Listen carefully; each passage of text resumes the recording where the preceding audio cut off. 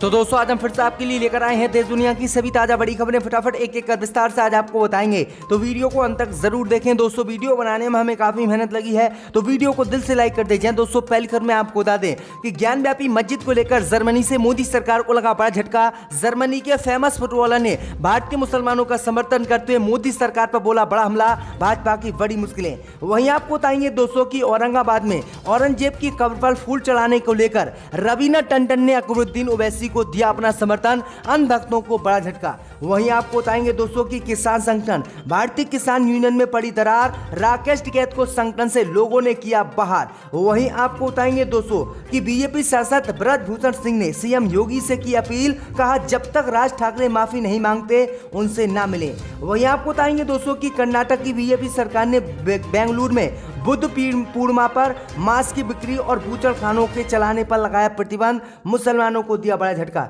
वहीं आपको बताएंगे दोस्तों कि 2 अक्टूबर से भारत जोड़ो आंदोलन शुरू करेगी कांग्रेस पार्टी, सोनिया गांधी ने किया ऐलान, भाजपा को झटका। तो दोस्तों सभी खबरों को आपको एक एक कर बताने वाले हैं। वीडियो को लाइक कर चैनल को सब्सक्राइब कर दें और हमें कमेंट में बताएं कि आपके जिले किस राज्य से हमारी खबरों को देख रहे हैं। इसी बीच बढ़ते दोस्तों अगली खबर की ओर। तो ज्ञानव्यापी मस्जिद के सर्वे को लेकर जर्मनी से मोदी सरकार को लगा बड़ा झटका। जर्मनी के फुटबॉलर ने भारतीय मुसलमानों का समर्थन करते हुए मोदी सरकार पर बोला बड़ा हमला।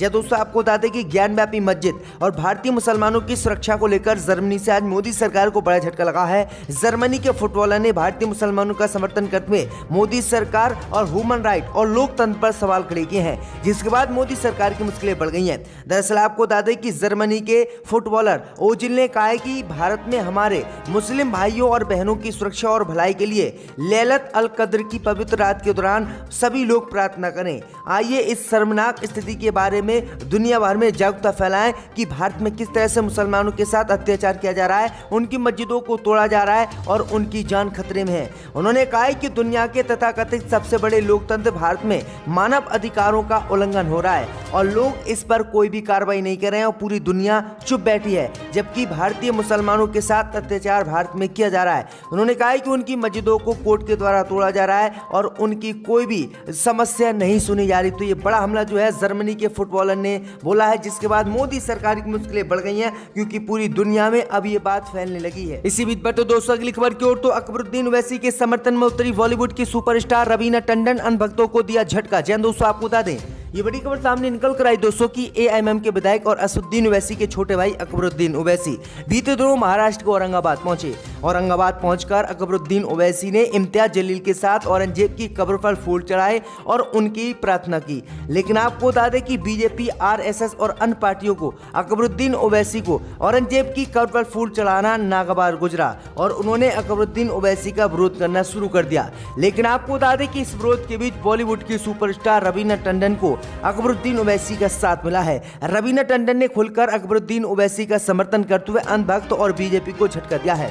दरअसल आपको बता दें कि रवीना टंडन ने कहा है कि भारत एक आजाद देश है और यहाँ पर सबका हक बराबर है। इसके साथ ही उन्होंने कहा है कि हम सहनशील हैं और रहेंगे। भारत एक आजाद देश है और यहाँ कोई भी किसी की पूजा कर सकता है। यहाँ सबको समान अधिकार है और कोई भी व्यक्ति किसी की पूजा करे, किसी को रोकने का अधिकार नहीं है। जिसके बाद अन्य भक्त और बीजेपी और अन्य पार्टी जो अकबरुद्दीन ओवैसी का विरोध कर रही है, उनके मुंह पर रवीना टंडन ने ये तगड़ा तमाचा दिया है। तो ये बड़ी अपडेट आ रही दोस्तों कि रवीना टंडन ने खुलकर अकबरुद्दीन ओवैसी का समर्थन किया है। आपकी क्या राय इस खबर पे हमें कमेंट में जरूर बताएं।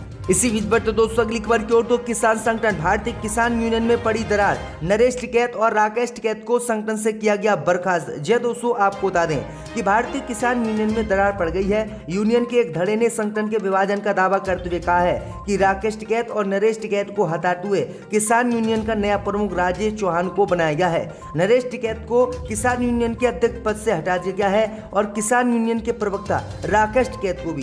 देश के जाने माने किसानों के इस संघ में फूट पड़ने की खबर लखनऊ में वीक्यू के संस्थापक महेंद्र सिंह टिकैत की पुण्यतिथि पर सामने आई है।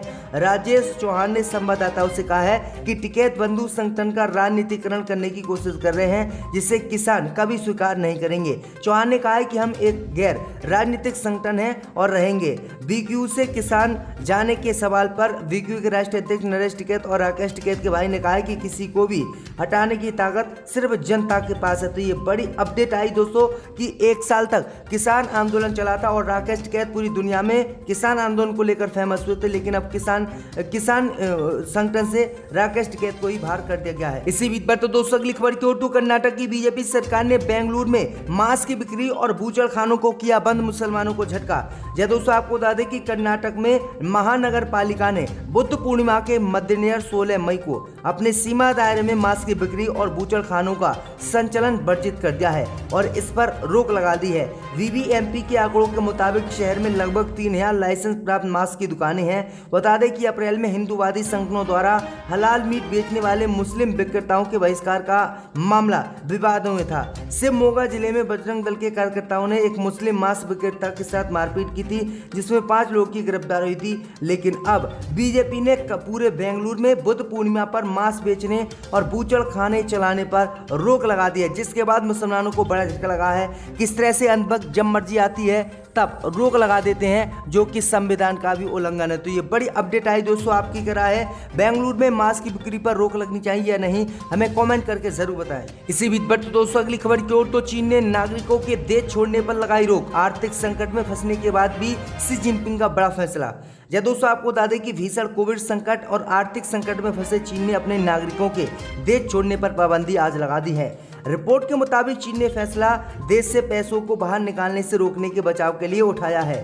रिपोर्ट में कहा गया है कि चीन के नागरिक अत्यंत जरूरी होने पर ही विदेश की यात्रा कर सकते हैं और देश के सभी नागरिकों के गैर जरूरी विदेशी यात्रा पर रोक लगा दी गई है।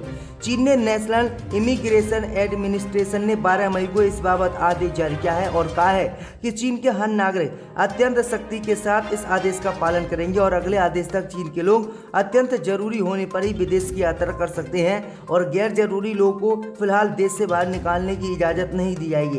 तो ये बड़ी अपडेट आ रही दोस्तों कि चीन ने अपने नागरिकों के विदेश जाने पर रोक लगा दी है। इसी बीच पर तो दोस्तों अगली खबर की ओर तो 2 अक्टूबर से भारत जोड़ो आंदोलन शुरू करेगी कांग्रेस पार्टी। सोनिया गांधी ने किया ऐलान, भाजपा को झटका।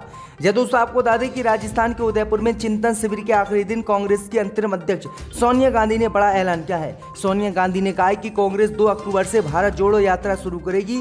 चिंतन शिविर के जरिए कांग्रेस को और मजबूत करने की कोशिश की जाएगी। उन्होंने कहा कि हम जीतेंगे, यही हमारा संकल्प है, यही हमारा नव संकल्प है। आगे सोनिया गांधी ने कहा कि कांग्रेस 2 अक्टूबर को गांधी जयंती से कन्याकुमारी से कश्मीर भारत जोड़ो यात्रा शुरू करेगी। इसमें सभी युवा और हम सब शामिल होंगे। इससे पहले कांग्रेस 15 जून से जन जागरण अभियान चलाएगी। सोनिया ने कहा कि कांग्रेस अभी बुरे दौर से गुजर रही है, हमें उभरने और निकलने की जरूरत है। उन्होंने कहा कि जन जागरण अभियान में लोगों को जोड़ा जाएगा, इसके बाद देश में अभियान चलाया जाएगा। सोनिया ने कहा कि मुझे लगता है कि ये एक बहुत ही उपयोगी शिविर रहा है। मुझे 6 ग्रुप में प्रत्येक में चर्चा करने का मौका मिला है। तो ये बड़ी अपडेट आ रही है, बड़ी बातें जो है सोनिया गांधी ने कही है। इसी बीच पर तो दोस्तों अगली खबर की ओर तो बीजेपी सांसद ब्रजभूषण सिंह ने सीएम योगी से की अपील, कहा जब तक राज ठाकरे माफी नहीं मांगते उनसे ना मिले। जय दोस्तों आपको बता दें कि मनसे चीफ राज ठाकरे के आगामी अयोध्या दौरे को लेकर मोर्चा खोले बैठे बीजेपी के सांसद ब्रजभूषण सिंह शरण ने अब इस मामले में सीएम योगी आदित्यनाथ को नसीहत दे दी है। उन्होंने कहा है कि जब तक राज ठाकरे उत्तर भारतीयों से माफी नहीं मांगते हैं, सीएम योगी को उनसे मुलाकात नहीं करनी चाहिए। ब्रजभूषण फिलहाल अयोध्या में हैं और लखनऊ में सीएम योगी से मुलाकात करेंगे।